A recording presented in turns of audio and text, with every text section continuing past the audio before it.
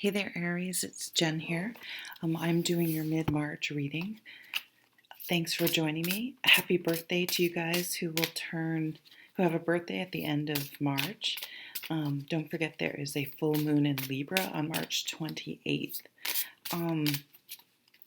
So I was meditating and doing your channeling, and I saw this scene, and you are at it almost looks like a Home Depot. I have no idea. It could literally be anywhere, right? Don't take these examples too specifically. But I see you out and about, if it's safe, running into someone, okay? Now, it could just be someone you haven't seen in a while due to the pandemic, and you decide to, get together and go out. That actually happened to me. I ran into a friend from grade school and high school, and at an Old Navy, and we ended up going out to eat. So it could just be something like that. But okay, so here's what I think it is, though, for some of you, is that it's a romantic interest. It may be an old crush. It's definitely someone where you're like, you get sort of butterflies, you get a little nervous, you're really smiling when you're talking to them, and it's going to really, it's probably someone that maybe that crush is faded. You don't think about them all that much because whatever, you don't work with them anymore or see them anymore, or whatever.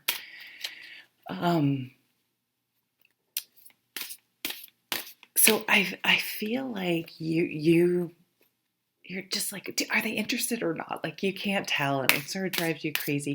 I would say what I got was that if they compliment you in any way, that's a sign that they're interested in you in more than just as friends or acquaintances. And you'll continue to think about this person long after the encounter and want to connect with them. And this could really amp up an old crush. It is possible that you're both available now, and you kind of feel like maybe they were hinting towards that. Maybe they flat out told you. Sometimes people, why not? But you're still trying to figure it out. It's almost like you can't believe it could be a possibility. So I see you having a friend do some cyber stalking for you to trying to figure out what their deal is. Haven't we all done that? Oh, the cyber stalk. I can't imagine being younger because I'm 50, so cell phones came, or the internet was not something that was used when I was in college and stuff, and right up until a young adult, like when my wildness was over. It didn't start till after that. Thank God. Oh my God, thank God. I was a wild child. So, but oh my God, I can't imagine the cyber stalking I would have done. I guess it would be the equivalent, not really, but we used to be able to do prank phone calls. That was so fun. Okay, I'm not finished reading your channeling. Then I just got some images. These images can be, maybe you were asking for a sign, or something has a particular meaning to you. Then this could be a sign. It could be nothing. I had a tarot reading, oh my God, so long ago. It was from Kate, the Daily Tarot Girl, actually, and she said, I'm seeing a dragon. She's like, so I don't know.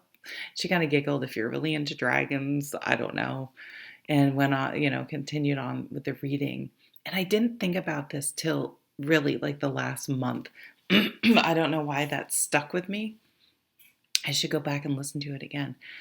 But I have started rewatching Game of Thrones, and I'm listening to a podcast about Game of Thrones. Like, I was so obsessed and still am with Game of Thrones. I can't tell you how many times I texted friends of mine that also watch it, I want a dragon so badly. So it's really funny how these things just seem unrelated and out of context, that later on it's like, holy shit, I'm obsessed with dragons. I don't know. So I saw a bear looking in a window. I know that sounds really scary, right? But it was inquisitive. It wasn't like it wasn't a grizzly like that was gonna attack you, but there's some sort of curiosity. Then I was like, window shopping, what does that mean? So it could be someone may be watching you. Again, I don't feel like it's scary.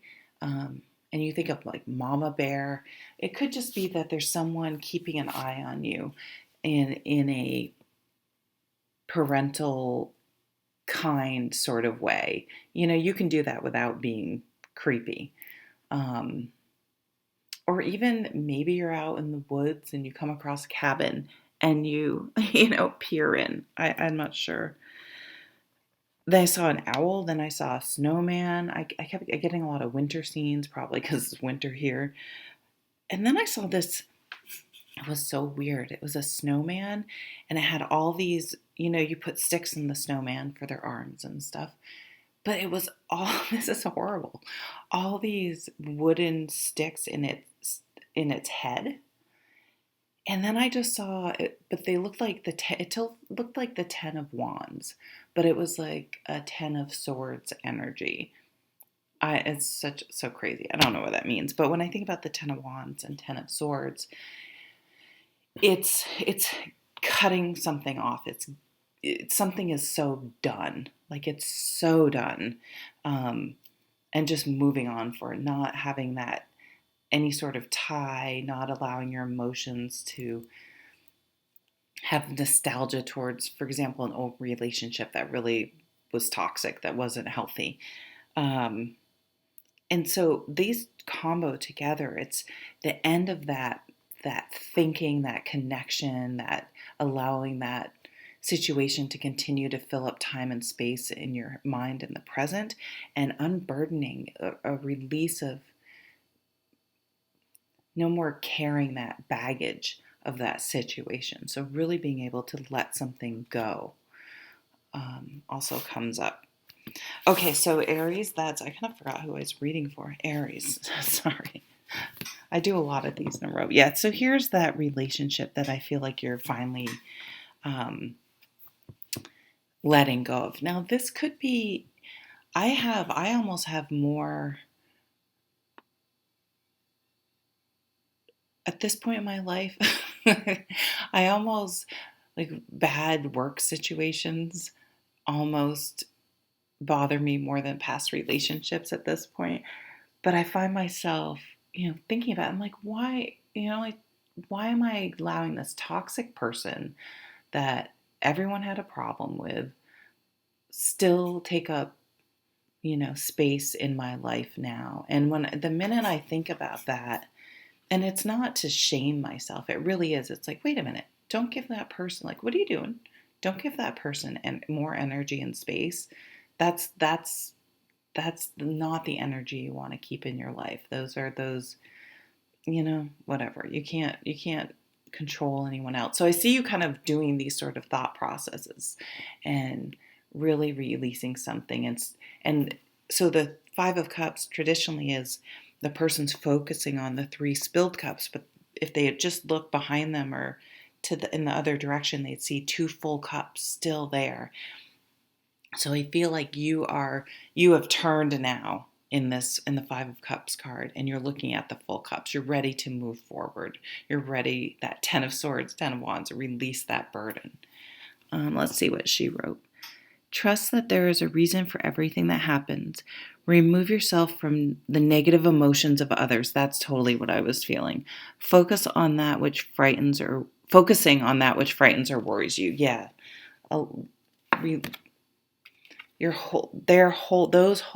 Those things are no longer going to have a hold on you. Whew, that was hard to get out, Jen. 9 of Autumn. Who did I just do? Scorpio had this. This is this is a card of standing on your own. I see you turning from that in the 5 of cups, from the spilled cups to the full cups, but you're just not going to pick those cups up and chug them. You've gotten to a place right now, some of you, where I feel like I'm gonna stay single, or I'm going to just date, or I'm going to not get another roommate. There's something where you're like, I'm just gonna, I got here now, and I'm just gonna maintain the status quo for a bit. I'm not going to just, I'm not going to jump into something else. I don't know. It feels like there was a lot of wisdom. So that owl I saw, a lot of wisdom gained from the processing of a past relationship, whether it was romantic, work, friend, whatever. I don't know. I see a real healing and a real turning point for you. But so much wisdom gained, and you really standing on your own 2 feet, really accepting responsibility for your part in it, not excusing someone else, but still being able to see maybe a perspective of theirs, instead of just the raw, pain and all those just yucky energies and feelings that are not productive. Let's see what she says. Reward yourself for all your hard work, being happily and successfully self-employed, cherishing your time alone. You're not going to lose yourself. If there are new relationships that come in, you're not going to lose yourself. That doesn't mean you're not going to fall in love with this person. It's reminding me, I'm a big fan of armchair expert Dax Shepard's podcast. I don't know them. I don't get money for them. And his wife is Kristen Bell, right? And he said, my favorite, I so got this. My favorite part of Kristen is that if our relationship didn't work out for some reason, she would be fine. I'm getting the chills now. And I was just like, I totally know what he means. And it's not that Kristen isn't 100% in love with him and devoted to him, that she's like, whatever if it doesn't work out. It's that she's a whole person, and she knows it would be horrific and awful and the saddest thing, and just not be, she would still have to go through the 5 of cups. He wasn't saying that, but she'd be okay. She can be okay on her own. And I don't know, I really vibe with that energy. Wow, Queen of Pentacles. So a lot of earth energy for you guys. A lot of grounding energy to your fire. A little bit of sad water. A little bit of, it's almost like someone doused your fire. If you're leaving a campsite and you dump some water on the fire, unless you really sort of rake things around, there's still like the fire's still going down there. So the pilot light isn't out. It's still there. And I feel like it's starting to heat back up again for you, but tempered, right? I can't believe I'm using campfire metaphor, because if you don't camp, you're going to have no idea what the fuck I'm talking about.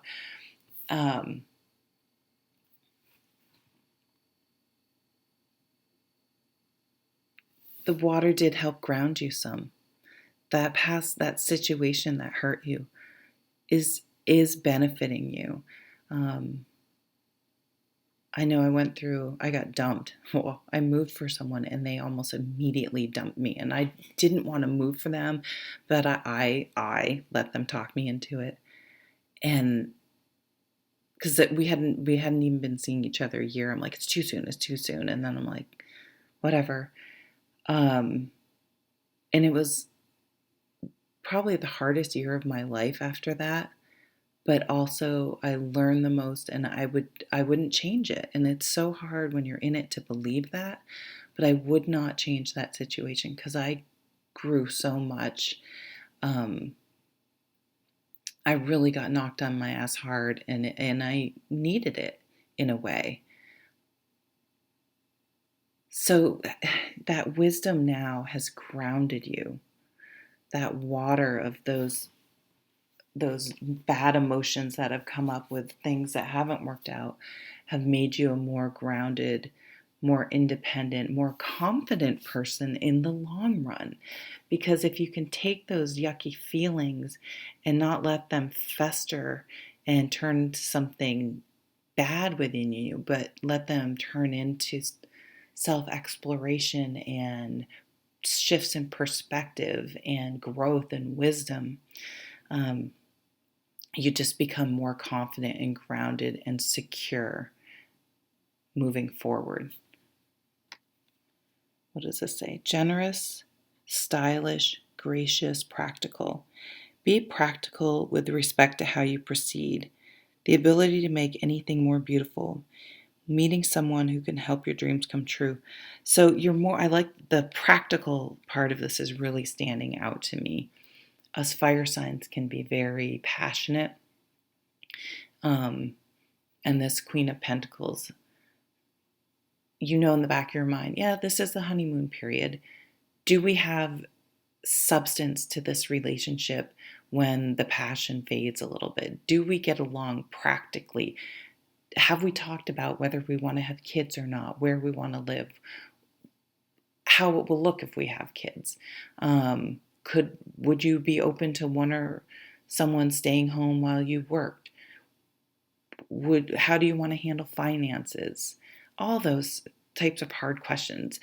So you're going to temper that. You're going to ground moving forward. You just have more chill. I don't know how else to say it. All right, I feel like I kept saying the same thing over and over. I'm sorry, Aries.